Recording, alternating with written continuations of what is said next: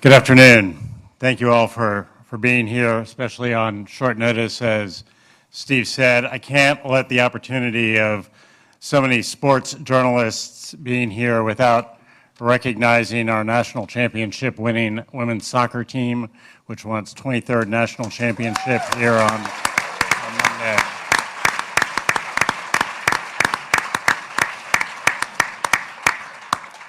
Indeed. I also want to thank my colleague, Bubba Cunningham. I've said publicly earlier that Bubba is among the most respected and admired athletic directors in the country, and the last couple of weeks have shown once again why that is the case. He's conducted himself with an extraordinary level of professionalism and dedication, and I'm honored to work with him.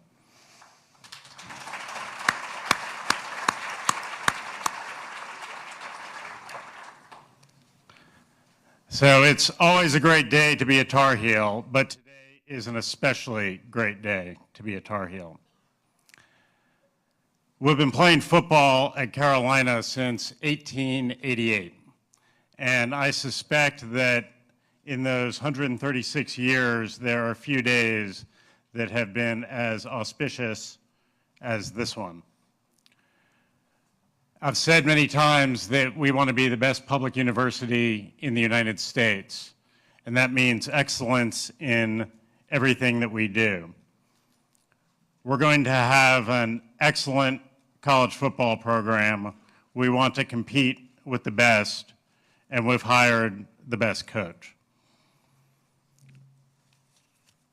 I was sent this morning this excerpt from Carolina's Football Media Guide from 1954. It's talking about one of the assistant coaches, Stephen Nicholas Belichick. When Steve joined the Carolina coaching staff 2 springs ago, he felt right at home working alongside Bill Edwards, who had already come here. Edwards was Steve's coach at Western Reserve, and for the past 4 years, Steve had been an assistant to Edwards at Vanderbilt. He began his coaching career at Southwestern Louisiana Institute during his Navy V-12 training, became head coach at Hiram College in Ohio, and remained on that job 3 years before joining Edwards at Vanderbilt. Steve Belichick established a record for himself as a coach on pass defense at Vanderbilt. Steve is married to the former Jeanette Munn of West Palm Beach, Florida. They have a 2-year-old son, William Stephen. So, Coach, welcome back to Carolina. Thank you.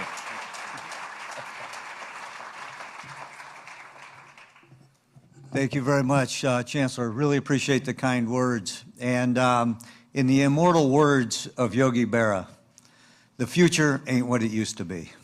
And we are embarking on an entirely new football operation, and we can't wait to have Coach Belichick leading the charge for us. Over the last 4 or 5 years, anytime there's been a search anywhere in the country, they thought the first 2 people you should call are Brad Stevens and Jay Wright, so that's who I called first. I didn't think either one of them were interested, but then we said, all right, how big can our list be and who should be on it? And we are here today to celebrate an incredible day for Carolina athletics and having Coach Belichick join us at the university. We are known as the University of National Champions, and we have a Super Bowl champion coach who's here to lead the program. With him today is also Michael Lombardi, former general manager in the NFL, and the future of college athletics is changing, and we want to be in the forefront of that. Coach Belichick has demonstrated his passion for teaching, for coaching, and for lifelong learning, and he is an absolute perfect fit for us at this time in the history of the university and the history of college sports. Please welcome the new head football coach at the University of North Carolina, Coach Bill Belichick.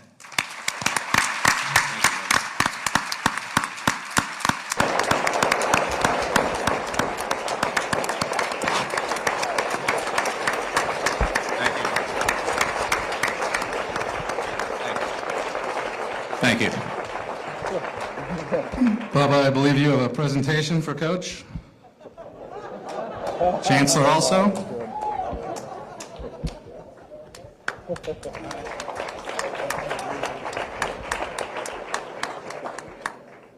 And I did get a new sport coat for the occasion. Sorry about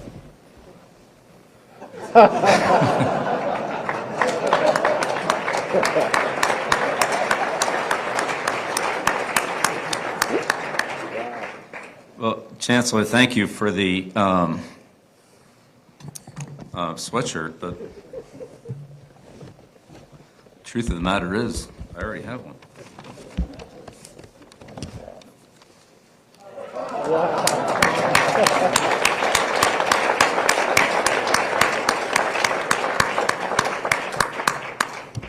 It's good to have two. That was actually my dad's from when he coached here. Yeah. You can tell I like it, right? I've kept it a long time. It's got a little wear on it. Chancellor Bubba, thank you. I can't express my gratitude to both of you, the Board of Trustees, for this amazing opportunity. I've always wanted to coach in football, coaching college football, and it just never really worked out. Had some good years in the NFL, so that was okay. But this is really kind of a dream come true. I grew up in college football with my dad. As a coach at Navy for 50 years, so as a kid, all I knew was college football, and so it's great to come back home to Carolina and back in an environment that I really grew up in. When you're little, you don't remember everything. Obviously, I was too young to remember a lot of things from Carolina, but as I grew up, you hear the same story over and over and over and over again, and so one story I always heard was Billy's first words were, "Beat Duke."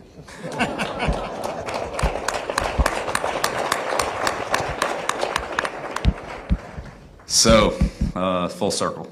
But again, very grateful and appreciative for the opportunity. This is a great process. I've learned so much about the university and the support that we have for the football program. And this is, obviously a great educational school, and the kids here are outstanding. And we want to, transfer that over to the football field and have an outstanding football team with those student athletes. So, I'm here to as Bubba said, teach, develop, and build the program in the way that I believe in. And so grateful to have Michael, with me in this process. Michael and I have worked together for going all the way back over 30 years, and he has a great knowledge of the general manager role, if you will, in this type of position, with terms of scouting two sets of players, high school players and college portal players, as well as dealing with some version of what's called salary cap, which is now part of college football. So all that being said, I look forward to working here. I talked to the players a little earlier, and it was a great opportunity to start to get to know them and start to build the program. And I'm excited to continue that process. And also I've met with Coach Kitchens, who will be, the first member of the staff that we hire. And, I have a ton of respect for him, as well as for Mac. A lot of respect for Mac and his career, what he's done. So also look forward to, connecting with him down the road. But excited to be here, excited to be in college football, excited for the opportunity to build and develop young student athletes, young men, and prepare them for their life, either in the NFL or professionally. But the lessons they learn will be professional lessons.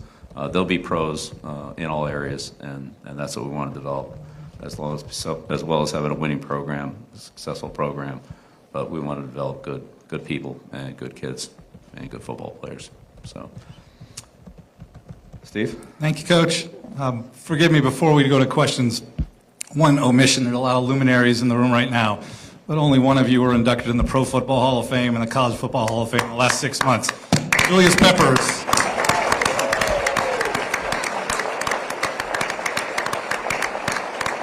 clap. Okay, again, please, if you would identify yourself and your affiliation quickly. Let's get through the questions quickly so we can get to as many people as possible. Hold your hands right now because I've got 7 assigned already. We're going to start over here on the right-hand side. Aaron Beard with the AP. I've already done that part. Go ahead, Aaron. Hi, Coach. When you were studying college football in the last year and examining it, so much more has come into professionalism in the model, whether it's NIL, portal, revenue sharing coming up. How many parallels did you see to what the experience you've had at the pros, and do you envision it sort of being like a mini NFL team in that regard? Yeah, thanks, Aaron. I do think there are a lot of parallels. There's certainly some differences, but there are some parallels, and I think that's the reason for the general structure of Michael as a general manager and myself as a coach, and working together collaboratively like we have done in a professional organization. So. Yeah, I do think there's some parallels. There's differences for sure, but yes. Right next to him, Brennan. I'm sorry, Coach, go ahead. Hey, Bill, Brendan Marks from The Athletic. At what point in this process did you decide or know that you wanted to become the next head coach here? Was there a singular moment when that happened? And can you elaborate on the investment that North Carolina and your conversations with the Chancellor and Bubba made to make you feel comfortable taking the role? Yeah, I mean, it was, we went through a process, but it was great. Every step of the way was great. The support was tremendous. All the things that I feel are important to having a successful program, Bubba and Chancellor Roberts reaffirmed, and I think they've made they've made a great commitment to this program. Obviously, a great university, and I'd say along the way, as kind of things got out, if you will, the amount of support that I got from Carolina grads, former Carolina football players, people that are connected with this university was really overwhelming. And not that I'm a social media expert, because I'm not, but there was an awful lot of, positive feedback from my face and stuff like that, and it was great.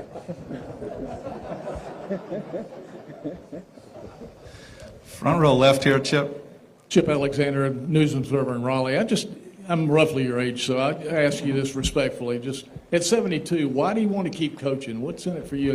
You've proven yourself over and over, and your legacy is set. Why keep coaching? Well, beats working. When you love what you do, and my dad told me this, when you love what you do, it's not work. It's really, I love what I do. I love coaching. I love the interaction with the players. I love building a team, working with the assistants, game planning, the game itself, which, there's some good ones, there's some bad ones, but they're all learning experience, and working with, young kids who, with the energy, enthusiasm to want to be good, to want to be successful. It's great every day to wake up and come into that environment. Thank you. Okay, we got Andrew, then Michael.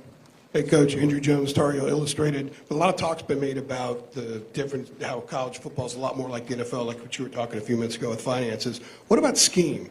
How much can you take from the intricacies of the scheme you use with the Patriots to college when you don't have as much time with the college kids?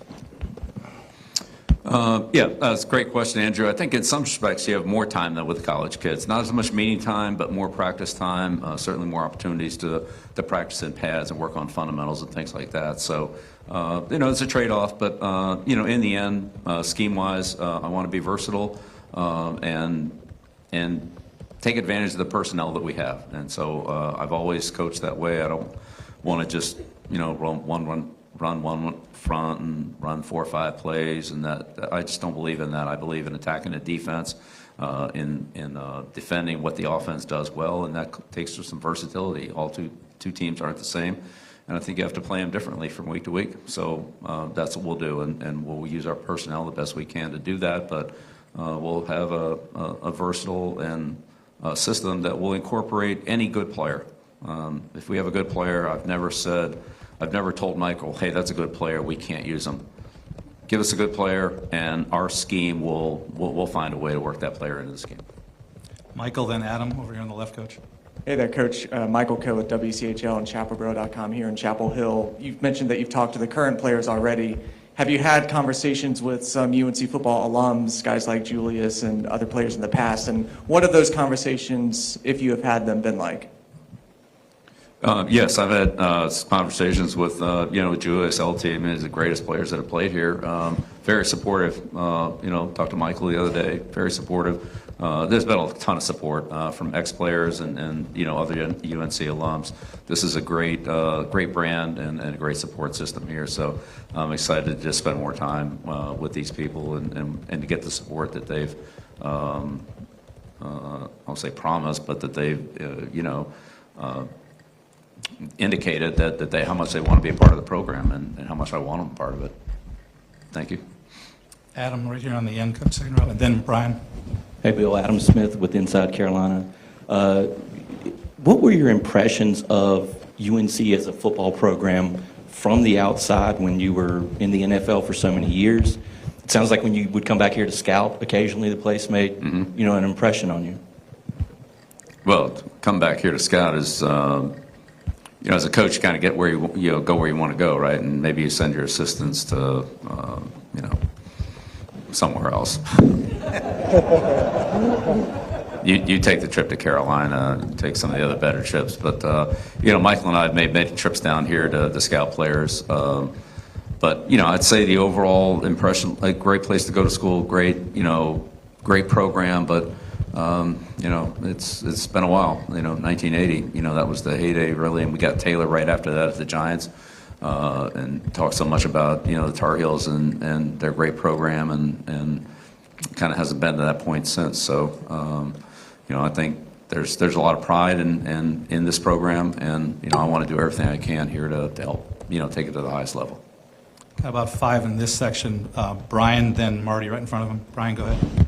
Hey, Coach, Brian Murphy with WRAL. Two, if you don't mind. How do you envision filling out your staff? Do you think it'll be former NFL coaches? Will it be current college coaches? And what about your son? And then for Bubba and Chancellor, did it take some time for you to get comfortable with the idea of hiring a coach with no college experience, one who's a little bit older? And how did that process sort of play out? How did you become comfortable with that? Coach, you first, please. On the staff, we'll hire the best coaches we can hire. I want to do everything I can to help this program and make it as strong as possible. So we'll hire the best ones we can get. There are several college coaches that are involved in bowl games and so forth. And so I wouldn't interfere with the process at those those schools with their commitments to their teams. So we'll see how it goes. But look, in the end, I've already had a lot of people contact me. There'll certainly be a strong presence of NFL people on the staff. I think that's a certainty, and not only in the staff but in the training area. But at the same time, I'm looking for the best people we can get for Carolina, and that fit I think is a little different than what an NFL team would have. But we'll see. Chancellor, you want to go first? Bubba. I kind of got over the hump on the collegiate head coaching experience with Damon Nahas and Aaron Matson.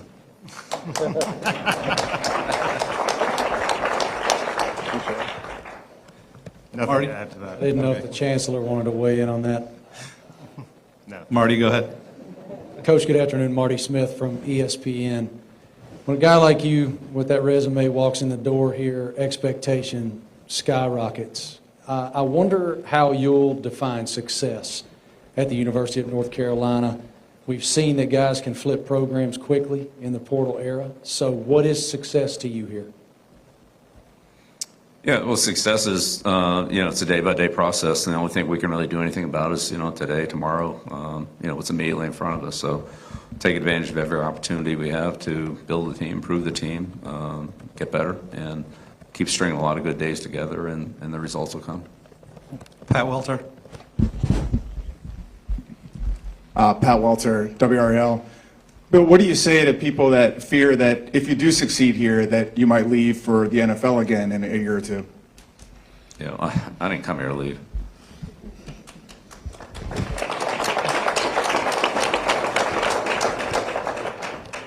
Art Chansky. Then Skip. Art Chansky, Newton, Massachusetts. Evaluation of the roster and roster turnover is very important. Besides talking to the players individually and watching film, what other ways are you to evaluate this current roster to see what kind of additions you might need through the portal and other measures?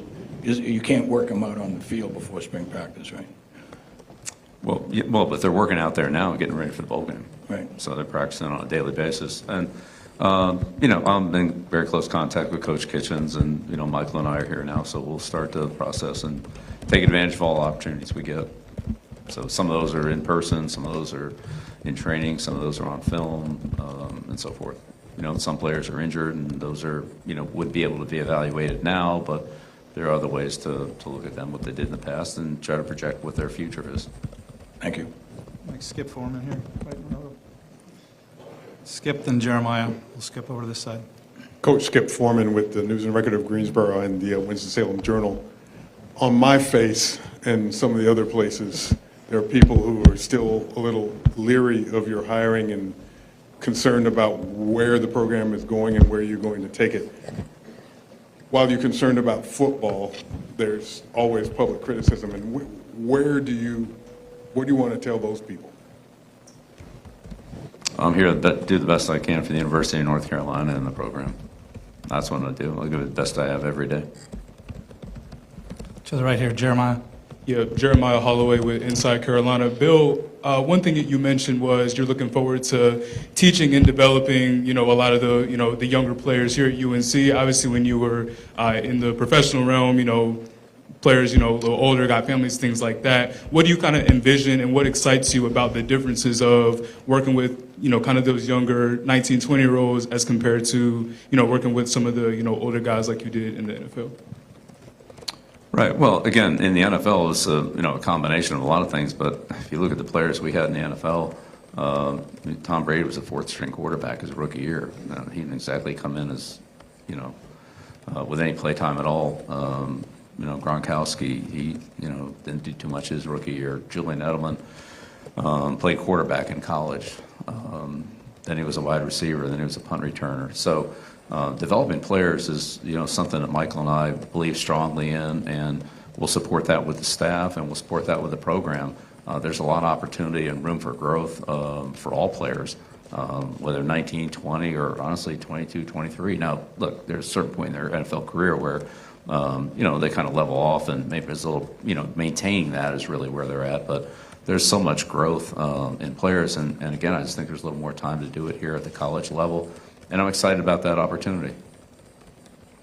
So, if I've already called on you and asked one, I'm not going to come back to you until I've gotten everybody through, so you can save your arms. Joey, then Mitchell.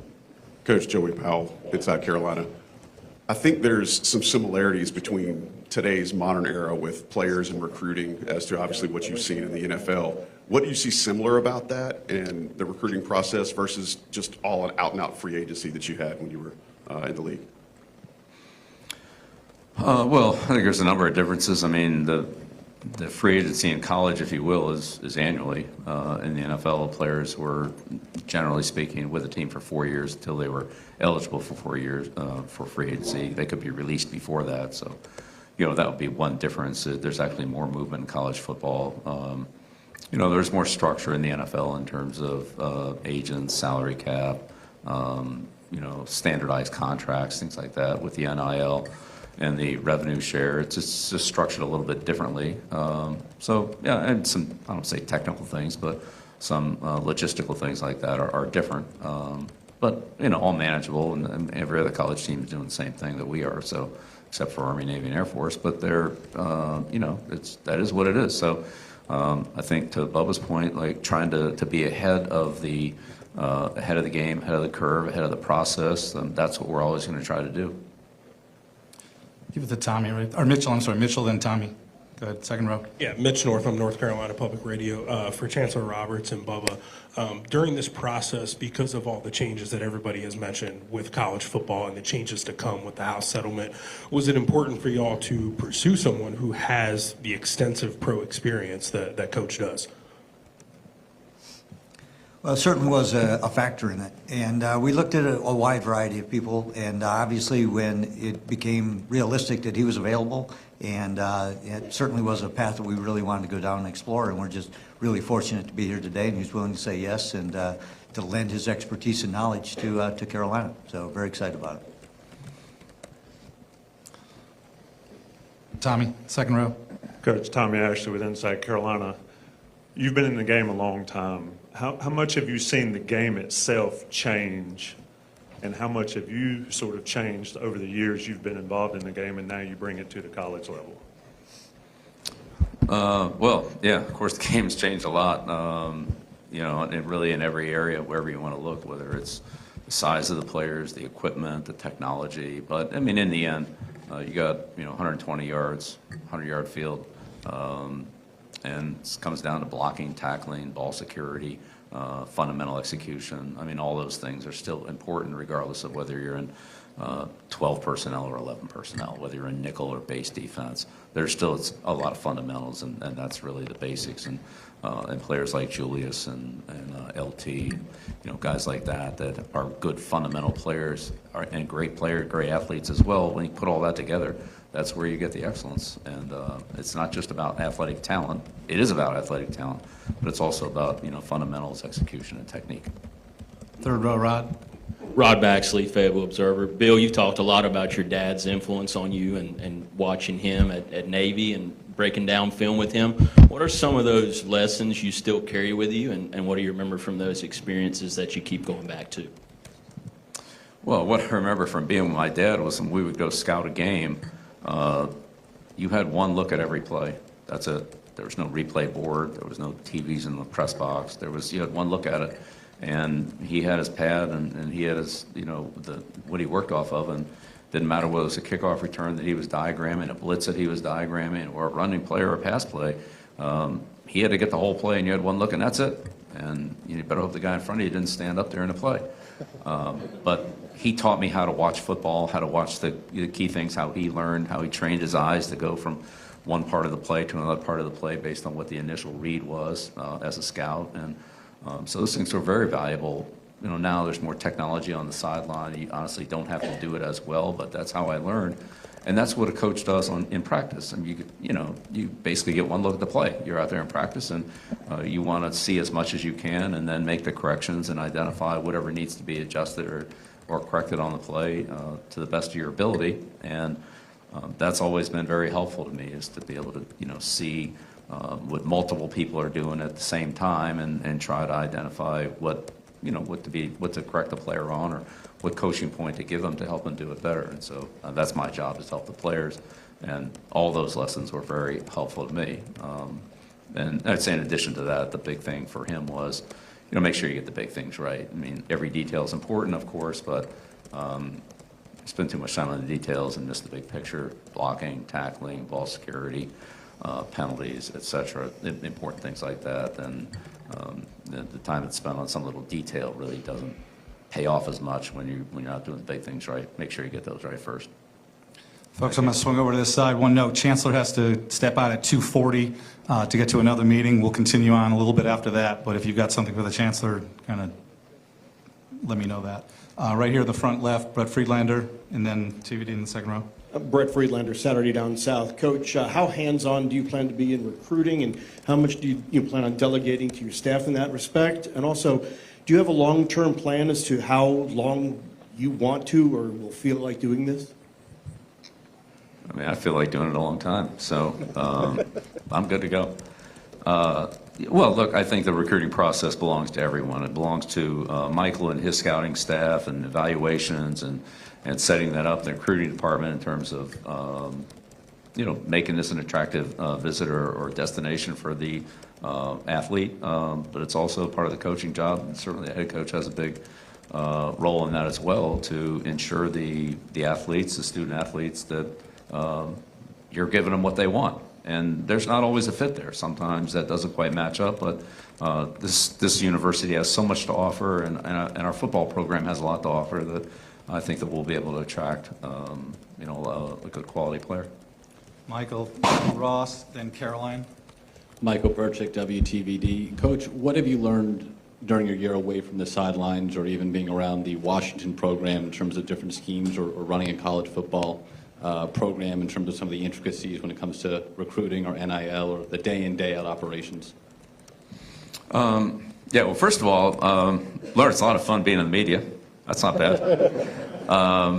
Spent a lot of time, as you said, around the Washington program. Coach Fish was I was out there in the spring training camp during the regular season, and I saw a lot of what they did, and I think Coach Fish runs a pro program, if you will, modeled after a pro program, and I think it's very similar to what my thoughts will be on that, and what Michael and I have talked about. So, and Michael worked with them out there as well too. So, I think that's definitely let's call it a template, but every situation's different. And, wouldn't be that exactly, but yeah. But being away from it has given me an opportunity to look. I never really watched college football much during the college season. I watched it very much in the spring, looking at draft prospects and so forth. So this year I had a much better chance to follow the college game, go to college games, see the college experience on campus, which I did that several times. It was awesome. Go to several high school games, which other than watch my kids play, it wasn't something that I had much of an opportunity to do. So I think I have a better overall perspective of just the game of football, and certainly the fan interest in football. I think sometimes when you're just locked into coaching your team, you're not as aware of what the external excitement and energy and feelings are, and now that became much more evident to me. And I think it's great. It's most popular sport by far, and I can see why. Everybody's into the world. Just a lot of it, not all of it. A lot of it just revolves around football. Folks, I've got 6 more written down, so don't raise your hand at this point. We'll see how we get through. Ross, then Caroline, Andrea, and Chris in the back. Go ahead, Ross. Ross Martin, CBS Sports, 24/7 Sports, and the Big Hitters Only podcast. Did you talk to Coach Nick Saban? And if so, what questions did you have for him? What advice did you seek from him? And what kind of stuff did he tell you to get prepared for the college game? Yeah, Coach Saban and I have a long friendship and relationship. I have all the respect in the world. Love Coach Saban. In all honesty, I would just keep our conversations private. I don't think, really those are to be shared publicly. I appreciate the question, but there's nobody I respect more than Coach Saban. And he's been a great friend for 40 years. Right in front of you on the aisle, Coach Caroline. Caroline Wills from the Daily Tar Heel. First for Bill.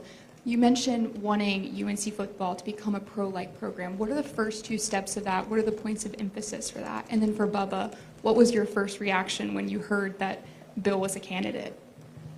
Coach?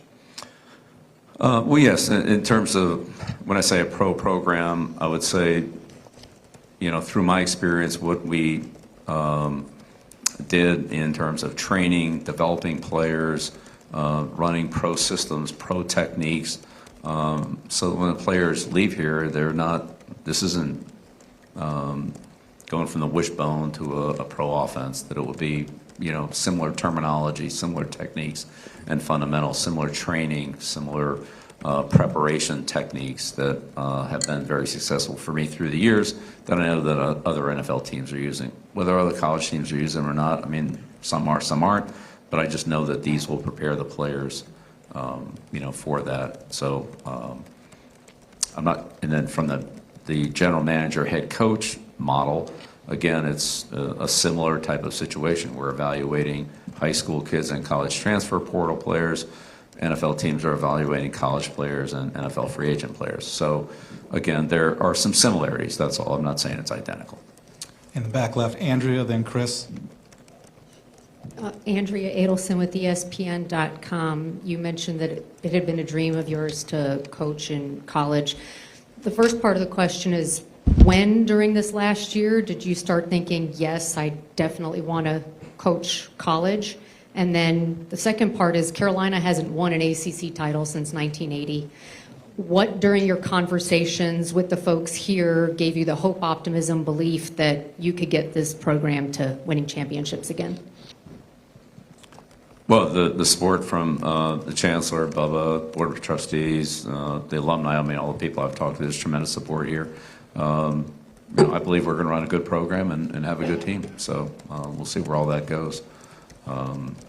Yeah, look, we drafted LT in 1981 after the 1980 season, and we talked about all the success that they had, especially defensively with Buddy Curry and Donnell Thompson. I mean, all those guys, Paul Davis, and all those guys on the team, and those are great teams. So, ton of respect for what's been done here at Carolina. And certainly that 1980 team gave up 120 points on defense. I mean, it's pretty good, and half of them were Oklahoma. So, other than that, really good. But I'm not making any predictions. I'm just saying I'm going to come in here and do the best I can with a great school. We're going to have a great program, and we'll see where those results take us.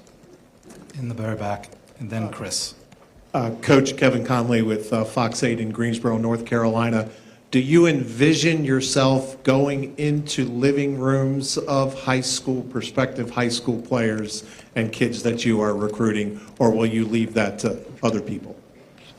Yeah, no, I would love to do that. There are only so many opportunities for a college head coach to do that based on the compliance rules. So when those opportunities are there, and if that is in fact the best thing to do in that process, I'm absolutely in on it. I think the majority of the head coaching recruiting will be done on campus. But look, those rules might change and so forth. So whatever helps our team, that's what I want to do. All right, Chris. Hi, Coach. Chris Lee from WRAL, right here. Wanted to expound on the recruiting question as well. Are you looking to possibly win the state of North Carolina as far as the best recruits from this state, surrounding states like Virginia and South Carolina, or are you looking to cast more of a wide net, and are there certain, characteristics that you're looking for in recruits specifically? Yeah, great question. Both, absolutely. We want to recruit well in-state and in this area, there's a lot of good football players in not only North Carolina, but the surrounding states. But North Carolina is a national university. I mean, this is the best public university in the country. Any kid that wants a good education, being a good football program, being a great campus, playing a great environment, we'll recruit any kid to come here. I mean, I've been on just about every major campus in the country. There's not many nicer than North Carolina. You can't get a better education than you can at this school. So there's a lot going for it. I think they can recruit nationally. Good look, there's certain kids that don't want to leave their region. I mean, I get that, but I think we'll be able to recruit nationally. We'll certainly try to. Last three questions are Luke, David Teal, and Trayvon. On the end, on the right side, Coach. Okay. Luke DeCock from the Raleigh News and Observer. Just curious, there were reports that you had prepared a document or organizational Bible. Were those accurate? I reserve a follow-up if the answer is... Yeah, I mean, don't believe everything you read in the papers, all right? I have no idea where that came from. I don't have a 400-page document. I mean... And to think I would just go out handed, I mean, come on. In terms of your thinking for what you did want to do with the job, at what point did you start thinking in your head, if I had a college program to run, this is what I would do? Because you obviously spent so many years in the NFL world of thinking how I would run an NFL team or organization if I were at a different one than the Patriots. At what point did college start really becoming a focus of your thinking? I mean, that's a great question. Here's what I would say. College kind of came to me this year. I didn't necessarily go and seek it out, but I had many coaches, we're probably a couple of dozen coaches, talk to me and say, hey, can we get out and sit down and talk to you about these things? The, let's call it salary cap of pro football relative to college football, the headsets, the green dot, the 2-minute warning, the tablets on the sideline. Those were all rules changes this year in college football that were either the same or similar to what we had in the NFL. And these coaches said, hey, Coach, can we just talk to you about how you did this, how you did that, how did you use this, how did you handle the, talk about the 2-minute, how did that, what did that warning, how did that affect your strategy at the end of the half, the end of the game? How did you look at it? How did you break it down? And so as those conversations started, and then the personnel conversations started relative to salary cap and how you spend whatever the allotment of money you have is, whether that's by player, by position, by,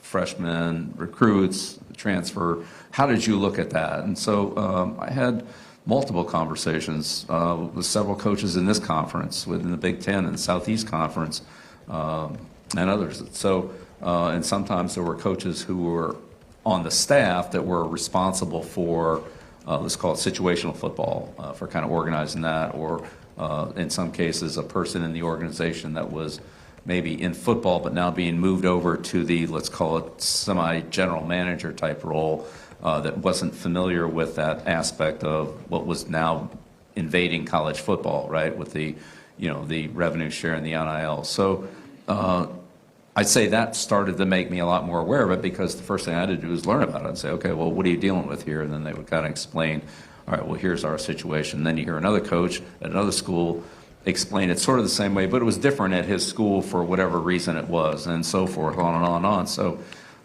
in the end, long answer to a short question here, sorry. You know how I like to ramble on a press conference.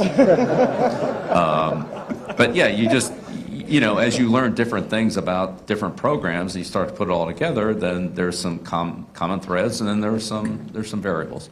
Last two questions are David Teal and then Trevon on the right-hand side, Coach.